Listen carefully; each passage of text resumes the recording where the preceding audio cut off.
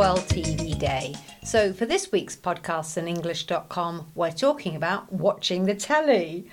We're not great telly watchers, are we, Richard? No, not really, except for one big thing we watch You all the do. time. Sport. Sport, definitely. Everything else, I can give it a miss. I think we like those detective dramas as well. Yes, detective dramas occasionally, but not really quiz shows or soaps, things like that, no. Very different from when we were children, Richard. Well, way back, growing up in the UK in the 1960s, there were only 3 TV channels. I know, amazing. BBC One, BBC Two and ITV. Incredible. ITV had the adverts, no adverts on BBC. Yeah.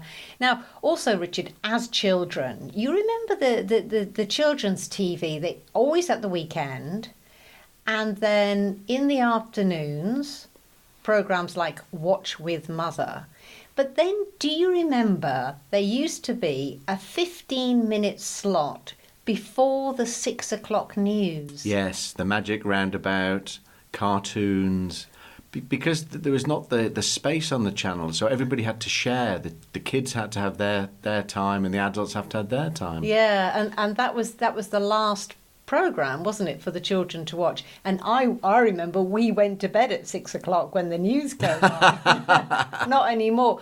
But the main difference, Richard, I think now is that, for example, the BBC, they have a channel specifically for children. CBBC, isn't it? Yeah, I think it's aimed at children between the ages of 6 and 16. Yeah, so you can, as an adult then, now, you can watch the telly without watching any children's programmes at all. And then also, Richard, do you remember when we were younger, all those programmes, families watching the telly together? Yes, early evenings we watched games, the game shows and the comedies. Sitcoms. Quiz shows, Ask the Family. So you'd have the mother and the father and 2 children. Because we had to share the telly. There was only one TV per family. Yeah. Not only the BBC have the channel just for the little ones, but back in 2003 it launched BBC Three, didn't it? And that was targeted at viewers between 16 and 34 years of age. Now, the big thing there, which is really interesting, is now this is only available online. Because simply the people in that age bracket just don't watch things don't watch the TV now. They just watch things on their computers, tablets or smartphones. I suppose the key word, Richard, is online.